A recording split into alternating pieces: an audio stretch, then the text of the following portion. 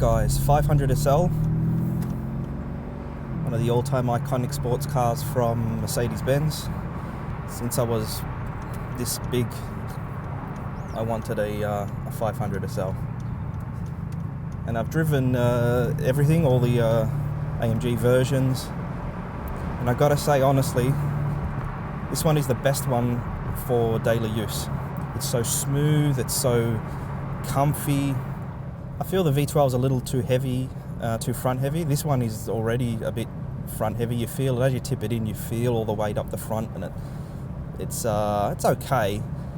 As long as you're not expecting a performance car. If you're expecting a sporty car, a sports car, not a performance car, you're not expecting Ferrari or Lamborghini type handling, you want a GT that's got a drop top that's comfy and has all that benziness to it. You know it's going to be a little on the heavy side, and you know it's going to be a little difficult to get around fast corners. And if that's not the thing you're going to do, which is not why you buy this car, not the way I drive this car, then you'll be fine. You won't be disappointed with what this has to offer. It's definitely not the quickest thing, but it sounds amazing.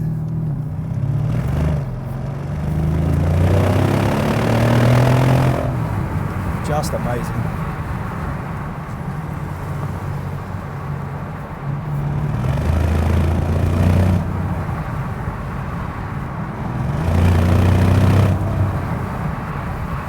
Holy shit, that sounds good.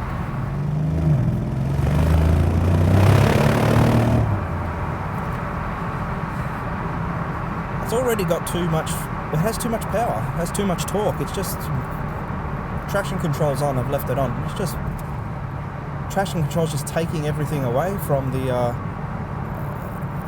rear. Like it can't stick it down. So I don't know really why you would get the AMG. We found that with the 65. The 65 had too much power, or too much torque rather. Just and getting away from below 60 k's an hour and trying to use all the potential was just not possible. I don't know when you'd use it. It's not a track car, so you can say, oh, I'd use it on the track, but it's not a track car. These are big, heavy things. They're designed to enjoy like this. So I'd save a whole heap of cash and get the 500. You can go cheaper again, but you won't get this. You won't have that sound, and I think it really adds to it. It sounds so good. And the downshift. Oh, man.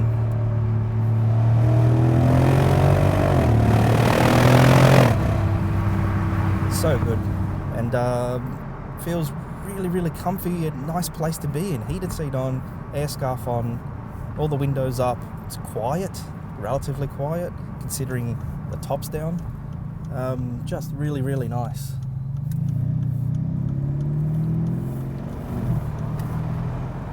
If you'd be honest with yourself and say, I'm going to buy a car like this to use every day, and I'm going to drive it on roads and never track it, and I want something that's comfy and kind of looks good. This is not the best looking 500 SL, but it looks okay. I like it.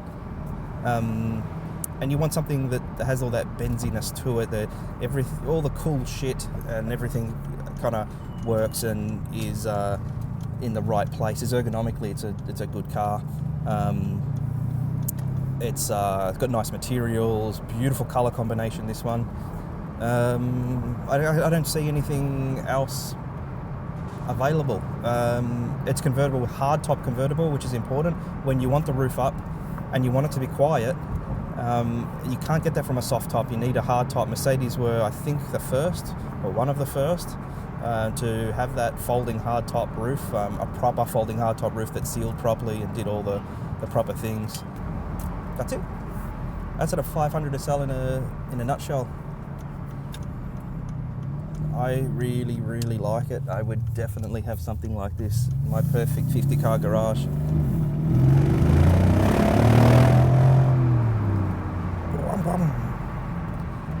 What beautiful noises.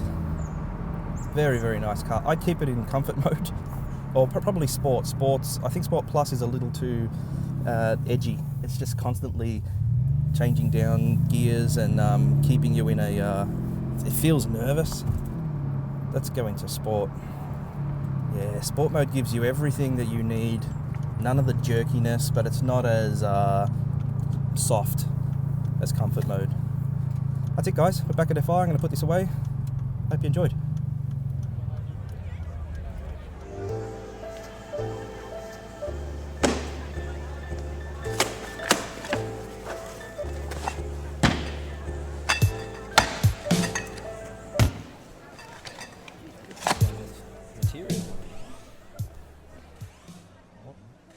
Mitch is calling emergency services because he's never had to power off his iPhone 10 before.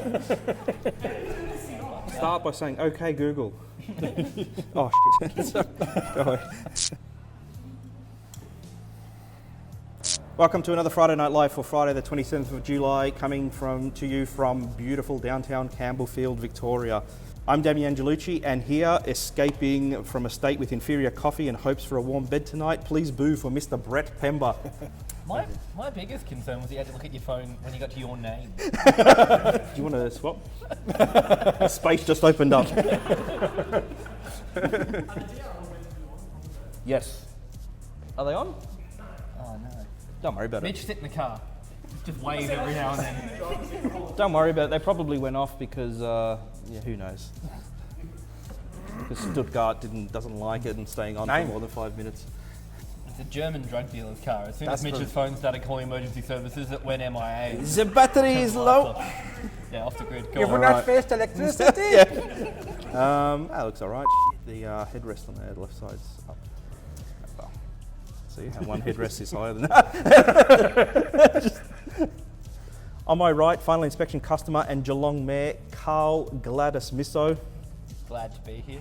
Brett, welcome to beautiful sunny Melbourne. It's a pleasure to be here. Founded in 1885 by the Germans, they named it Melbourne, which is Aboriginal for a Wales. There are jokes about Wales in a relationship with Melbourne, but they're probably not suitable for a show like this. Really? No. Are they jokes only New South Welshmen make? Yes. Yes, okay. And Queenslanders. Yes, definitely. None of this is useful The further up you go, the more you hate Melbourne. You got any questions for me?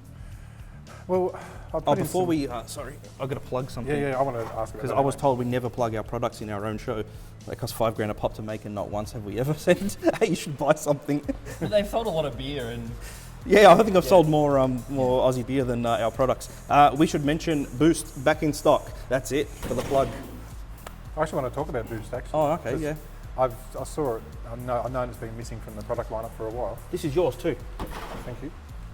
That goes in the show bag. Oh! I didn't get a show bag, I just got a beer. I love everything else about final inspection. I assume this is the same. And I've always wondered, because I use the spray wax and dark matter. Yeah. Because on the red of the Mustang, the dark matter is beautiful. Yeah. And it's, in terms of the car sit in the garage a lot, they get lightly dusty but not dirty. Yeah. And even if you take them out for a quick run, only do it on a fine day, not in Melbourne, clearly. Yeah. And they get a bit dusty and stuff. I've used some spray detail type stuff rather than wash the car. Yeah. Because it sits in the garage a lot. And I'm sort of keen to not have it wet any more than I have to. Yeah. Whether this stuff would do a similar sort of job. Yeah. So we say that you shouldn't do it if you can avoid it. If you can avoid it, wash it. Yep. It's better. Okay. You'll have less damage. Should I hold this here like this? Sorry? Should I hold this here like this just so you can promote the product? Yeah, that's nice. Yeah. Just bring them in the side. Yeah, you should wash with water. Do a proper full wash. But that's why that was created. Yeah. So we had cars for Mercedes-Benz sitting on at an exhibit like motor show, if anyone still remembers motor shows. Yeah. And they'd get really dusty. People think because it's inside they'd be pristine all the time, but that place just I don't know if 10,000 people a day walking through did it. I'm not sure what it was, but they would get so dusty. And that was the product we used to lubricate the surface so we didn't have to, because we couldn't wash them. Yeah. And remove some fingerprints and things like that as well, and then just lay down a little bit of polymer. Yeah. So, no, the best product for doing that. But if you can, since you're at home, if you can be bothered getting the wash stuff out and giving it a wash, it would be a little bit better. Yeah. But I know what you're saying. Yeah. It's horrible. If the car's 99% there, and you're going to wash it and then put up with all the water on the floor and then pack everything away just to get a little bit of dust off. Depends on the car. Yeah, on my daily, I'd definitely do it. Yeah, okay. On a weekend, there's something I really love, I'd just leave it and then just wash it when I could. Yeah. If I remember correctly, you had a detail addiction post about using boost to remove bird excrement. Bird droppings? Yeah. Yep. Is that the best way to do it? Yeah, still? absolutely, yeah. Because I keep some products in the boot of the car, and if you're too far, I mean, bird droppings, it takes sometimes as little as 10 minutes, and sometimes only 2 hours. Yeah. People ring me up and say, "I've got bird droppings on my car," but they've only been there for a day or two. So do you reckon, if I brought it down to you, you could get rid of them? And I was like, "Oh, forget it." After 2 hours, all the damage is done. So yeah, don't drive to a coin-operated car wash if it's more than like half an hour or so. Just the damage created by moving the bird droppings around a little is going to be less than and repairable than leaving the bird droppings there, having them possibly do so much damage that you won't be able to. You'd have to paint the panel. Yeah. No, so I love the spray wax. That's my biggest. Yeah. My biggest love these days. It's just such a lovely finish. It's like spray wax. No. The dark matter. The dark matter was your first product, wasn't it? Yeah. Yeah. Yep. Yeah. Actually, then they got the VR kit. He called me and said, Karl recommended you, and I think I talked you out of buying anything. Yeah. I said, no. Here's some advice, don't buy anything. So just stick with what you got. If final inspection is gone in 12 months, it's because he promotes beer instead of his own product. Yeah, if I had shareholders, I'd be out of a job. Hey, before we go any further, we haven't had a safe word for tonight. Oh, no safe word either. No. Yeah, no. Pilgrim. Could that be it? Done. I like it. I'm just going The to say. safe word for tonight is pilgrim. And lighting. We said we were going to chat a bit about lighting. Yep. I'd put some LEDs in the garage because I've got a garage right. that's used for other things besides a beautiful clean room like and I this. said I'd show you what we use. Yeah. So see how, well, this is not, actually probably not the most preferable. Preferable is your Lucian, but you can't always have the Lucian around, so you need to. This is preferable because see how you can see each point of light on the car? Rather than a strip, it's individual. Yeah, rather than a tube or, like that's soft lighting, right? Yeah. So that looks great. That's why it's making me look just barely acceptable on camera. The reason people can Makes a big stay difference. half an hour on, yeah. Look at it. Whoa, wow. I don't look like that in person. No, it's a lot of work in When people post. see me in person, A lot of work in post. You can't do that in person. so soft light just does nothing but just not show you anything. And a fluoro tube, which is diffuse, just doesn't show you anything. Some of the LED lights that got some kind of diffusion material in front of them don't show you anything. If you've got a whole bunch of LED lights, like there's a light over there, I don't know if you saw it, there's a whole bunch of beads tightly packed together, that kind of floods and that doesn't do much. So you need the least amount of light sources and as bright as possible. Yep. Colour and everything matters, but not as anywhere near as much as that basic thing, yeah. Like the sun is so good because it's one light source and it's very, very powerful, so you see everything around it. Yeah. You get cars that look good in my garage and possibly look brilliant in here too, but you take them out and get an afternoon direct sunlight at a fairly big angle. Yeah, at the right angle. You look at it and wow, it didn't look like that in the garage. Yeah. I find sunsets actually after a certain time actually looks better. I don't know, the way the light must bounce around the atmosphere and go soft and it looks really good. But yeah, at the right time, which is usually just before sunset. That's and that's when our customers come and pick up their cars. Yeah. They get outside and have a look at it. It's 3, 4 o'clock, 5 o'clock in summer, and they have a look at the car, and that's when I'm because it's never perfect. A car never leaves final inspection perfect, ever. It's always a matter of getting as much done as you can within their budget. So it's never ever perfect. So I'm always like, I hope they're happy with what I could achieve that budget. And looking at it in that kind of light is the worst. Because I used to call myself a detailer. My parents ran a car business, for a long time, and I was at uni and stuff like that. And even when I was working, in holidays, I'd be working for them, detailing cars, or as I called it. Yeah. But now you realise that what detailing actually is. You think, I'm a reasonable cleaner. That's what I was myself. It's just changed a lot. Yeah. It has, hasn't it? Yeah. The technology's incredible. It's unreal. Yeah, I used to work out of a van with the Melways and all over the side. Sometimes on gravel roads, it's detailing is completely. If someone had said this is what you're going to be, how you're going to be working in 10 years' time, I would have said, no, that's a joke. There's no way. There's no way it'll get there. Yep. It's good. It's good. It is where it is because we've really bought, and when I say we, everybody that works in the industry that's decent has brought it up a long way from where it was. But yeah, when I started in '97, it was nothing like this at all. And even paint protection. Like, from a dealer's point of view, I was never a dealer, but my dad is, or was. You'd hear about the dealer provided their paint protection, don't polish it forever, or for 5 years, or for something. And basically, I've seen it put on, and in its early stages, it was literally, here's a bottle of polish, go and polish the car quickly, and that's supposed to last it for its lifetime. You just charge the customer $600 and away they go. Technically, it's paint protection. Yeah, true. But nothing like they were saying, like today with FMJ. Stuff that's just incredible how durable it is, the hardness of it, and the finish is amazing. Technology's come a long way. Even in the last 10 years, it's come a long way. Yeah. When did you get into it? 10 years ago? No, maybe not. Not quite. Well, cleaning cars I got into sort of well over 10 years ago, but not FI. I guess serious stuff. Doing it properly. Probably 5 to 7 years ago. That kind of time frame. You would have even have seen a change in the last 7 years. Yeah, absolutely. And I think I avoided doing it properly because I assumed it would mean more work. And really, it was just more work to fix the problems I'd created before. Now the process, particularly sort of no buckets, like grab my mitt, grab body shampoo, grab the hose. No buckets. So we've still got a long way to go.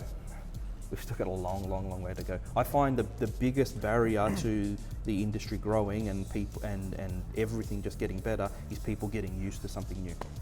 They don't want to change. They don't want to get outside of their comfort zone. And a lot of our competitors doing really just stupid, just nonsense, delivering products or processes that are complete nonsense, and pushing them into the industry, and that just drags us backwards. Like washing with buckets still. I don't know when it will be, it'll be 5, 10, 15, 20, I don't know when it will be, but washing with a bucket will look silly and will be silly at some point. If we could bring it earlier, that would be better, but anyway, I promised myself a couple of episodes ago that I wouldn't harp on about no buckets. I'm sure people are sick of it. Snow phone.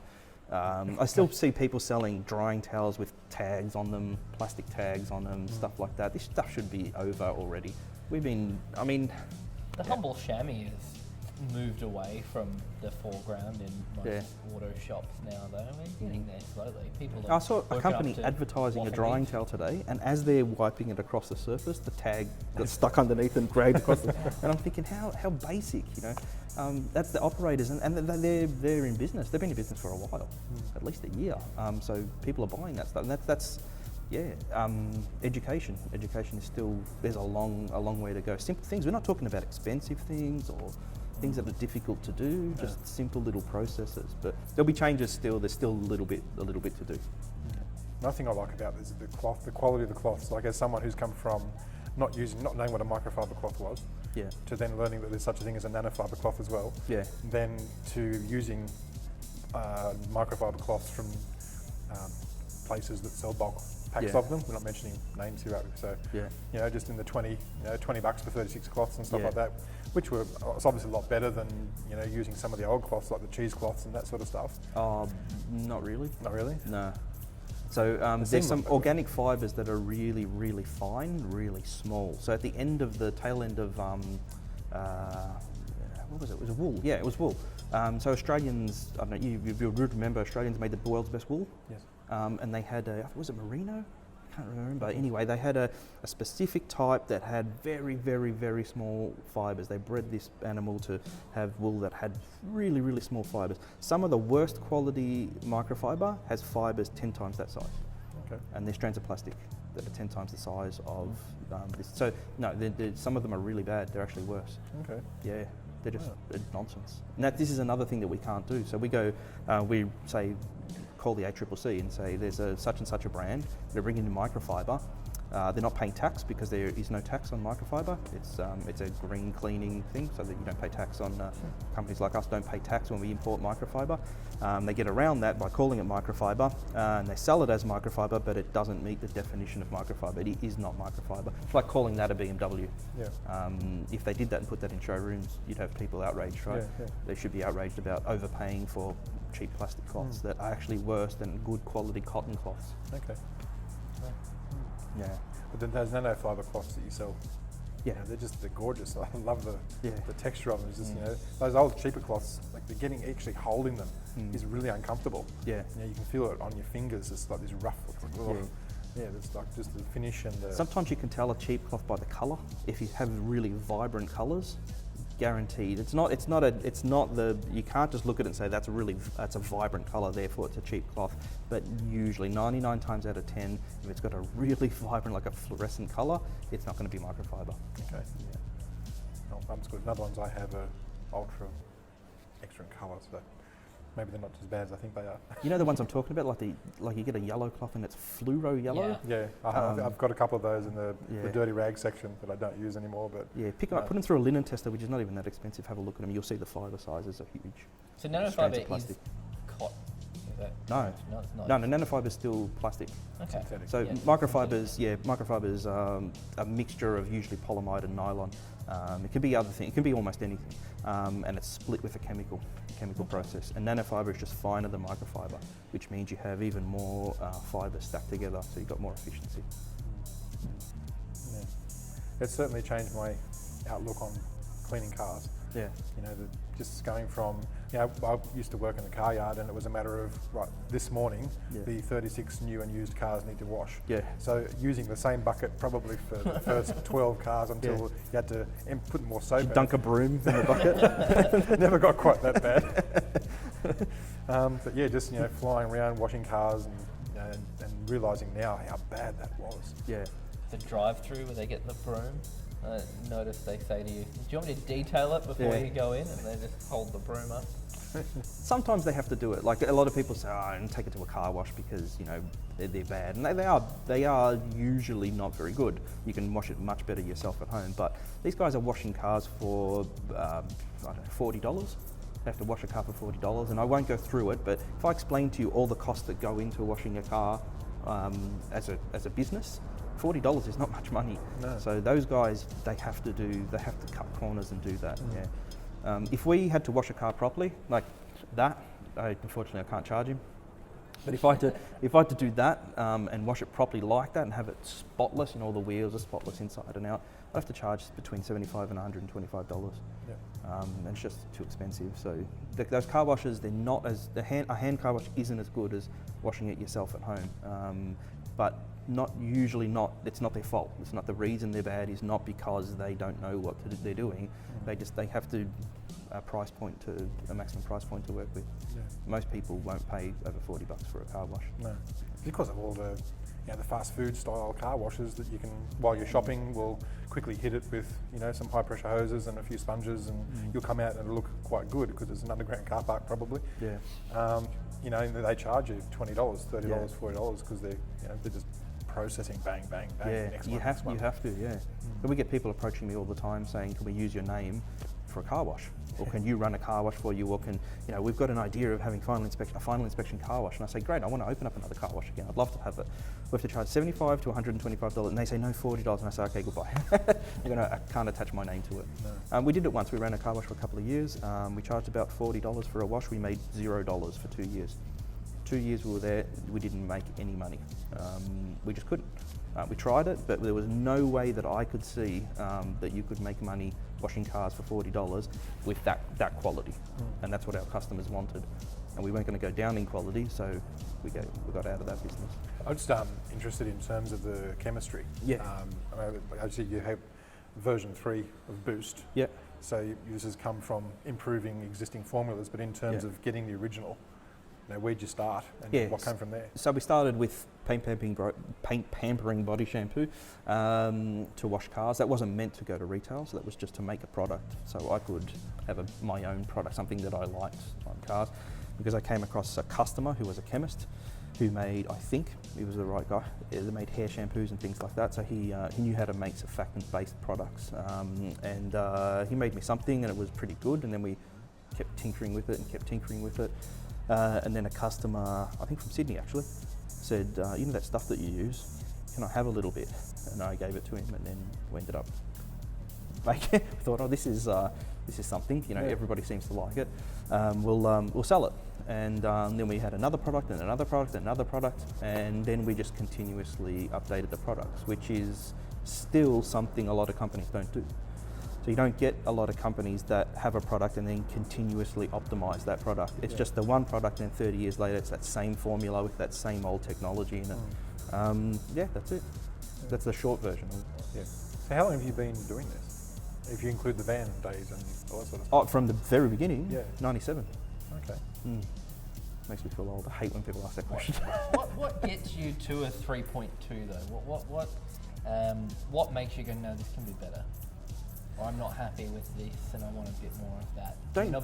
Don't you always think even our products could be better? I think the whole range could be better. Well, it's a risk of... Plus we tinker with them a lot. Like we'll actually, like even just stupid stuff, like literally get a bottle of Full Metal Jacket spray wax and pour it into a bottle that's not full, right? And then using, oh, that's streaky and whatnot. But then sometimes you think, oh, that's got like one characteristics, and like it's not working, but there's one thing that's nice. It's doing something that we like, you know. We do that all the time. So it's just the trial and error stuff as much as... Yeah, we mix Jaffa. If you go outside, there's Jaffa and paint pampering body shampoo mixed together just to see what would happen.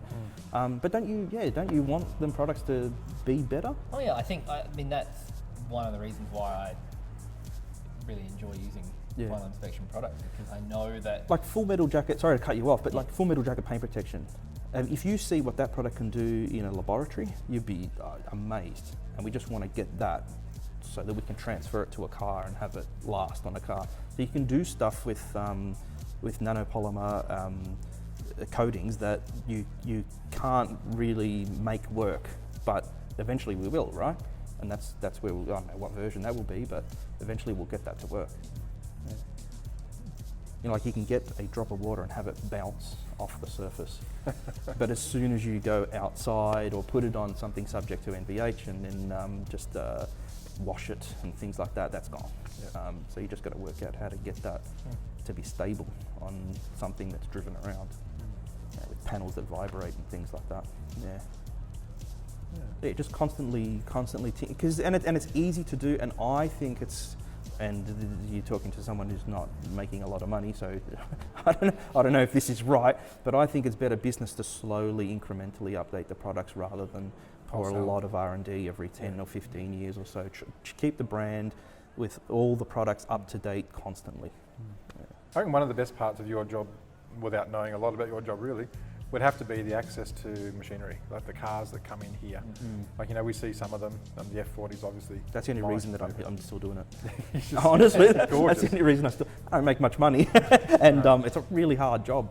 But even someone like me who, you know, was a very, very amateur detailer who currently does one every so often on a weekend for somebody, if I get lucky enough to get one. I did that 612 Ferrari. Yeah, that's the cool part about it. It is. It's just like, this is such a great car. Yeah, you get to touch really, really nice stuff that otherwise you probably wouldn't get. Yeah. And it's just that satisfaction of, and I mean, I imagine you get this more than anybody, but just, you know, from what you start with to what you finish with, you just stand back and you go, that looks great. Yeah. I don't know, I've done that. Yeah. You know, regardless of whether my level is, 27 levels below yours, it still is. It's a transformation. It's an improvement.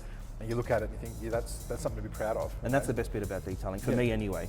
Some people will disagree, but I reckon that's the best bit. It's hard. Like now, you look at it, step back and look at it, and then just enjoy it. Particularly if you're going from start to finish, from preparing and correcting and then protecting.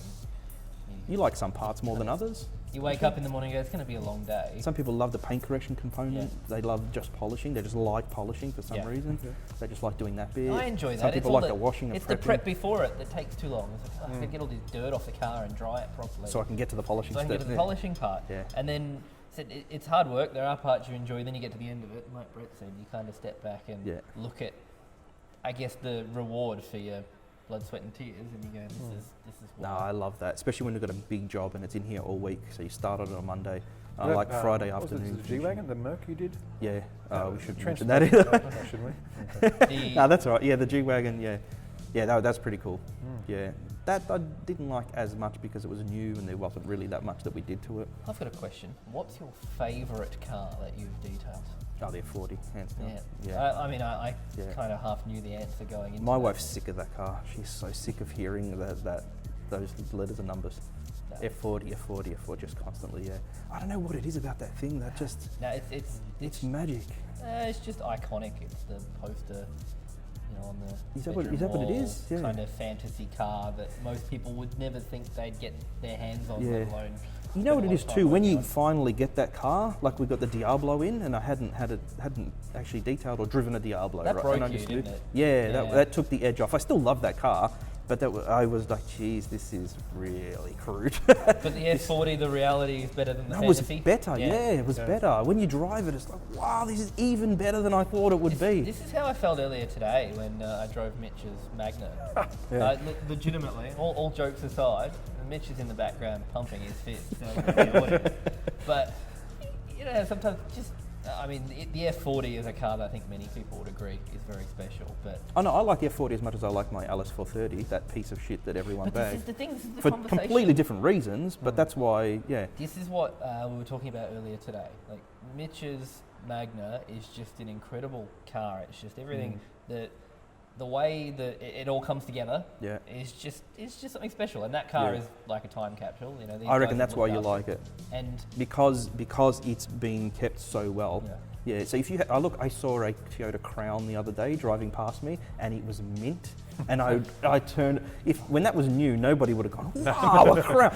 But I looked and it was still in that baby poo green, that yellowy greeny colour, and it was just immaculate. All the glass was clean and. I remember I just kept following it. I nearly ran off the road. It was just so good because something of that age is kept so well. I think that's, I still want an AU Series 1 Forte because they're just so hideous that they're cool. Like that waterfall grille. The Series 3 were good, weren't they? I mean, they were all good cars. Yeah, I'm pretty sure the Series 3 was mechanically a very, very bulletproof car. Even the Series 1 was great. It's just it got panned because it was hideous. But I think that's... the design was pretty... I shouldn't say this, but... Yeah, but it's kind of like looking at a... It just looks sad, except for the XRs. The XRs with those they just look beautiful. Was it the Edsel that was hideous? What was? The Ford that the Simpsons parodied with the Homer. That was based on... Oh, with the dome. Yeah, that was based on a real... Yeah, that's Ford. The one that bankrupted the company. Yeah. I think that's why I find... cars like that are cool, ones that have had kind of interesting or certain things about a car that I just love, like the wine of yours. I don't really love that a lot. Like, it's a really nice car, but I love the air scarf. I reckon that's amazing. I know it might sound silly, but it's cool. It's really nice, Like when it's cold, like now, like it's -2 or something out where I live, and I drove it out in the morning and I put that thing on and it's all nice and warm. It's really, really cool. Like one of our cars has a heated windshield, and I thought that was the stupidest thing ever, especially in this country. Is it? Oh, it's amazing. Yeah? It's amazing. Because I guess it'd defrost faster. Oh, you mean the element in the glass? Yeah. This time of year, you get in, turn on with the element in the glass, and by the time you get out of your driveway, the windscreen's perfectly clear. It is little things like that you come across. More so than the VL that you had back in the day? The VL. No, actually, I like that. I like that car. I would have kept that car if it didn't have the image problem it had. If I wasn't getting pulled up by police for doing absolutely nothing every time I left home, I would have kept that car. Yeah, it was a turbo, that's what it was, It had that badge on it, the police saw it and went, that guy's doing something wrong. He's not doing anything wrong, but he's got to be doing something wrong soon.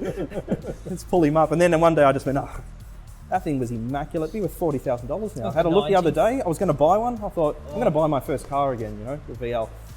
Had a look, $40,000 for a nice clean Calais turbo. They're so hard to find too. Yeah. Actually, I reckon it's probably worth it too. Yeah. One that's immaculate and original be good. But there's F40s just, I don't know what it is. I can't explain it. It's just special, so special. To look at, to be in, to drive. It's You open up the clam, it's all, you know, you look, you find something, another angle that was different, the history, the fact that it did what it did when it did, you know, the 202 miles an hour, I think it was, in 1987 or something like that. That's crazy. It's probably K's. Sorry? Probably K's. Sorry. 202 mile an hour. Oh, sorry. Yeah, K's an hour. No, hang on. That's a special VL turbo. 300 and... No, the F40. Oh, the F40. I thought you were back in the VL. Yeah, I was going to say, yeah, no, I was right. 202 miles an hour. VL. No, the VL. No. That's why the cops pulled you over. That thing was scary above 100. The steering got really light, the front end felt really light. Oh, good car. Yeah, Holden's best ever engine, isn't it? Yeah. Holden's best ever engine, the RB30. And with all that noise, we better wrap up Friday Night Live for July 27th, 2018. Thank you very much, guys. Thank you to Karl and Brett coming all the way down from Sydney. I made some jokes about it, but that's a long way to come specifically for Friday Night Live. Thank you very much. Thanks for the invitation. Great. Thank you. Thanks, Ben. Cheers, mate. Thank you.